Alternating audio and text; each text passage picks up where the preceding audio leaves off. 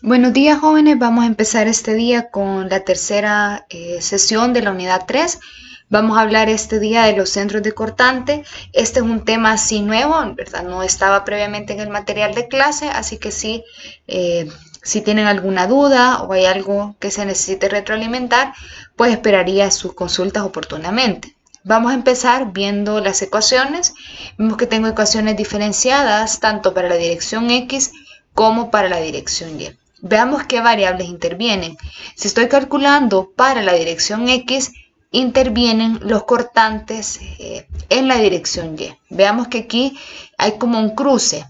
Dirección X, cortante en Y. Y fuerzas en Y en el término del numerador. Entonces en el denominador tengo ese cortante del piso para el cual estoy evaluando. En el numerador vemos un término que proviene de una multiplicación, en la cual intervienen las fuerzas en Y los centros de masa en la dirección X. Veamos que toda esta información nosotros ya tenemos previamente parte. Los cortantes los calculamos en la clase anterior o en la sesión anterior y también los valores de las fuerzas. Y los centros de masa es parte de la información del problema que yo les daba a un inicio. En la dirección Y, de forma análoga, tenemos los cortantes en X, vemos ese cruce, ¿verdad? Vemos que intervienen las fuerzas en la dirección X y los centros de masa en la dirección Y. Revisemos la información previa que interviene en este cálculo. Los valores de cortante, que ya tengo calculados de la clase anterior, los valores de las fuerzas también en los entrepisos. Por cierto, a un paréntesis, estos valores aparecían como 13.13, lo vi después ya que les había subido a ustedes el video, pero ya se hizo la corrección, ¿verdad? La fórmula aquí está bien el cálculo y el resto, pero aquí yo lo había colocado mal, entonces ya está corregido por si ustedes se dieron cuenta al estar escuchando el video. Y los centros de masa, que es parte de la información del problema que yo ya les había proporcionado. Es decir, que casi todos son datos previos de los cuales yo ya dispongo y solamente voy a hacer las operaciones. ¿Cómo vamos a resolver este ejercicio? Primero, dice, del cálculo anterior, trasladamos los valores de las fuerzas y cortantes de entrepisos. Son valores que yo ya tengo previos. Así también traemos la información previa de la ubicación de los centros de masa, tanto en X como en Y, para poder realizar las operaciones. Entonces, si yo tuviese esta tabla en blanco con los encabezados, lo que voy a llenar primero son los valores de la fuerza, que los estoy trayendo de la tabla anterior, y los valores de los cortantes de entrepiso, que los estoy trayendo de la tabla anterior. Fijémonos en esta información y nos damos cuenta que exactamente es esta misma información. Solamente la estoy trasladando a una tabla nueva. Y los valores de los centros de masa, que era información que yo ya había dado previamente, la traslado a esta tabla. Entonces todo lo que está en color celeste es información previa, no es algo que estoy calculando, sino que solamente estoy llevando de una tabla a otra para el nuevo cálculo. Luego dice, para el llenado de las casillas procedemos a realizar los productos de las fuerzas en X por los centros de masa en Y, que son los que tenemos en esta columna que estoy señalando, o bien los valores de las fuerzas en Y por los centros de masa en X, que es esta columna que estoy señalando. Esa es una multiplicación lado a lado. Si yo veo los valores previos, fuerzas en X por centros de masa en Y. Es una multiplicación simple, sin mayor complejidad. Y para llenar esta columna, fuerzas en Y por centros de masa en X. Recordemos que en nuestro problema, tanto las fuerzas en X como en Y tienen el mismo valor. Y los cortantes, tanto en X como en Y, tienen el mismo valor, pero los centros de masa para cada una de las direcciones cambian, porque el edificio no tiene una forma cuadrada, sino que tiene una forma aproximadamente rectangular. Entonces acá tenemos la descripción de cómo vamos a ir haciendo el procedimiento. Observemos que todos estos datos o toda esta información proviene de datos previos que ya conocemos. Por lo tanto, solo vamos a realizar la multiplicación correspondiente. Este es el tipo de operación para la cual yo mencionaba antes que no necesito que ustedes dejen una constancia de procedimiento. Es decir, es una multiplicación simple que yo voy a hacer en la calculadora y voy a ir llenando la información. Entonces, si yo estuviera realizando este cálculo, ¿verdad? 2262 por 695 y voy a obtener este 157.21. Y para obtener este valor, pues 2262 por 9 metros y tengo 203.58 y así sucesivamente, ¿verdad? Los valores de la fuerza por los centros de masa, ya sea en la dirección X o en la dirección Y, según corresponda. Usualmente los encabezados de las tablas yo se los doy, o sea, ya ahí está descrito qué con qué tengo que multiplicar y yo solamente voy a ir llenando información. Entonces, estas dos columnas provienen de hacer esas multiplicaciones, ¿verdad? Valores de fuerza por valores de centro de masa, ya sea en la dirección X o en Y, de acuerdo a cómo está indicado. Volvamos a la ecuación previa. Yo necesito hacer sumatoria de esos valores para poder hacer este cálculo. ¿Cómo se hace esas operaciones? Veamos que al igual que en el cálculo previo, yo tengo los niveles o los entrepisos y tengo acá, ¿verdad? También una fila intermedia. Yo decía que esta fila intermedia me ayuda a registrar cierta información que se da entre una losa y otra, ¿verdad? Ya teníamos para la clase anterior los cortantes de entrepiso y aquí vamos a ir haciendo las sumatorias. Y yo también decía en la clase anterior que siempre se registran del nivel que está más arriba al nivel que está más abajo, porque de esa forma yo puedo ir haciendo las sumatorias en esas casillas. Veamos la operación, ¿verdad? Aquí lo tengo descrito de manera de fórmula, pero también lo podemos hacer aquí en el cuadro.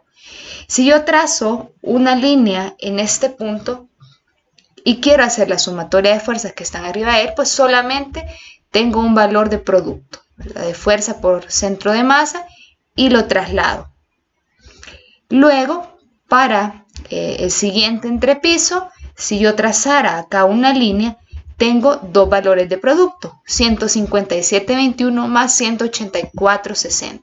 Si yo hago esta suma, obtengo un valor de 341.81. Y si yo trazara acá una línea y veo todos los productos que tengo que sumar, tengo 157.21, 184.60 y 92.30, para lo cual obtengo 434.11. Eso que yo he explicado de forma gráfica está también aquí explicado ya con fórmulas. Pero si yo tengo mi información bien ordenada en la tabla, es fácil ubicarme cómo voy haciendo las sumatorias. Eso que hice para esta columna en la cual estoy sumando fuerzas en X por centros de masa en Y, pues de forma análoga lo voy a hacer para la columna que está a la par, ¿verdad? En la cual voy a utilizar esta de referencia. Es sumatoria de fuerzas en Y por centro de masa en X. Si yo trazara una línea acá de referencia, tengo 203.58. Solamente traslado el valor, no lo estoy sumando con nada. Si trazara acá una línea de referencia, veo que tengo sobre él 203.58 más 239.13. Ese valor es 449.71. Y si trazara acá una línea de referencia, tengo 203.58 más 239.13 más 119.57. Y eso es 562.28. Eso que yo también he explicado con la tabla, lo vemos aquí expresado con las fórmulas. Tengo ambas formas para poder ubicarme. Lo que sí tengamos bien presente es cómo se ordena la información en las tablas. Siempre del nivel que está más arriba al nivel que está más abajo para poder ir haciendo las sumatorias y poder hacer una revisión también aquí gráfica. Esa es una recomendación. No es algo estricto, es decir, yo puedo utilizar otro ordenamiento de la información, pero este es el que me facilita más ir obteniendo los datos. Entonces, estas 4 columnas vienen, ¿verdad?, de esos productos y luego de ir haciendo la sumatoria de los productos. Ya tengo la información con la cual yo voy a calcular los centros de cortante tanto en X como en Y. Revisemos nuevamente la ecuación, ¿verdad? Intervienen estos valores de sumatoria, que ya los tengo acá reflejados, y tengo los valores de cortante entre piso, que también tengo aquí reflejados. Si yo reviso esta fila, voy a ver que han quedado ambos ubicados a la par. Es decir, ¿verdad?, los valores que van a intervenir luego en la operación están en la misma fila. Vamos a revisar un poquito. Acá tenemos. Procedemos ahora a calcular los centros de cortante utilizando las fórmulas descritas al inicio del tema. Si yo quiero calcular el tercer entrepiso, pues voy a expresar la fórmula de esta manera. Tengo el valor del cortante entrepiso del tercer nivel y la sumatoria, ¿verdad?, de las fuerzas en Y para el tercer entrepiso y el centro de masa del tercer entrepiso. Estos valores yo ya los tengo calculados previamente. Solamente los vamos a trasladar. Veamos que tengo 203,58 y 22,62. Y si yo reviso en mi tabla, en efecto, 203,58 y 22,62. Entonces, solamente estoy llevando la información y hacer esta operación voy a tener que este centro de masa, centro de cortante, perdón, para el tercer entrepiso es 9 metros. Para el segundo nivel tengo de forma análoga a la ecuación. Veamos los valores, 442,71 y 49,22. Si yo voy a chequear mi tabla, pues tengo 442,71 y 49,22. La información ha quedado también dispuesta en la misma fila. Entonces eso me ayuda también en el cálculo a irme ubicando y llevando la información. Y para el primer entrepiso tengo la fórmula, ¿verdad? Siempre para valores de primer entrepiso, veamos los valores, 562,28 y 62,52. Si yo regreso, 562,28 y 62,52. Entonces solamente estoy trasladando información ya a las ecuaciones. Entonces tengo para la dirección X, en los centros de cortante, 9 metros para el tercer entrepiso, 8,99 para el segundo y 8,99 para el primero. Para la dirección Y similar, ¿verdad?, acá intervienen fuerzas en X, centros de masa en y valores de cortante en X. Esto yo ya lo tengo consignado también en la tabla que habíamos llenado. Vemos para el tercer entrepiso 157,21 y 22,62. Si yo regreso a la tabla, 157,21, 22,62. Al hacer la operación, obtengo un valor de 6,95 metros para el tercer entrepiso. Para el segundo entrepiso, veamos la información, 341,81 y 49,22. Si yo regreso a la tabla, ¿verdad?, para que vayamos verificando todas las referencias, tengo 341,81 y 49,22. Al hacer esa operación, obtengo un valor de centro de cortante para el segundo nivel de 6,94 metros. Y para el primer entrepiso, tengo 434,11 y 62,52. Regreso a la tabla de referencia. Vemos 434,11 y 62,52. Al hacer esa operación, tengo 6,94 metros. Entonces acá está el desglose de cómo voy haciendo el cálculo. Veamos que no es complicado, solamente es cuestión de llenar la tabla y luego ir haciendo las divisiones correspondientes. Y acá tengo registrado ya los valores de centro de cortante, tanto en la dirección X como en la dirección Y, para cada uno de los entrepisos. Si nosotros comparamos con los centros de masa, vemos que tienen los mismos valores. Esto es, podríamos decirlo, algo casual. No es que siempre se da de esa forma. Para este ejercicio vamos a ver ese comportamiento repetitivo porque es un edificio sumamente regular. Si yo tengo un edificio perfectamente regular, el centro de cortante y el centro de masa prácticamente van a quedar en el mismo punto. A medida que yo empiece a inducir irregularidades en el edificio, irregularidades en planta, irregularidades en elevación, voy a ver que ese centro de masa y el centro de cortante se van a ir alejando. Volviendo un poco al tema conceptual, recordemos que el centro de masa es ese punto del entrepiso, ¿verdad?, o de la losa en el cual yo estoy concentrando todos los elementos de ese nivel. Es decir, como que si yo concentrara toda esa masa en un punto del espacio. Entonces eso representa el centro de masa, tanto en X como en Y. que representa ese punto de centro de cortante que estamos ahora calculando. Recordemos que del ejercicio anterior yo había distribuido el cortante basal en fuerzas y estas fuerzas están entrando a la losa. Estas son fuerzas de sismo, pero estas losas ¿en qué punto van a actuar? ¿Van a actuar en el centro de masa? No, esas losas van a sufrir el efecto de estas fuerzas en el centro de cortante. Entonces si yo estuviese viendo una planta, ¿verdad? Voy a ver los centros de masa, que es ese punto donde yo concentro la masa de todos los elementos que constituyen ese nivel, y voy a tener un punto que en este caso muy específico coincide con el centro de masa en el cual va a estar entrando este valor de fuerza. Más adelante, cuando hablemos de las excentricidades, voy a volver a tocar este tema, ¿verdad? Del centro de masa y el centro de cortante. Si yo tengo edificios muy regulares, ¿verdad? Un edificio completamente simétrico en X y en Y, que todas las plantas en elevación sean repetitivas, pues voy a ver ese comportamiento. Centros de masa iguales a centro de cortante, el edificio va a tener un desempeño muchísimo mejor ante las cargas de sismo porque estoy evitando las excentricidades. Más adelante vamos a ver ese tema y vamos a hablar de los momentos torsores. Entonces acá vemos un poco el tema de qué importante es manejar el tema de la regularidad. Claro, no es que todos los edificios tienen que ser completamente simétricos, pero hasta dónde puedo llevar esas irregularidades.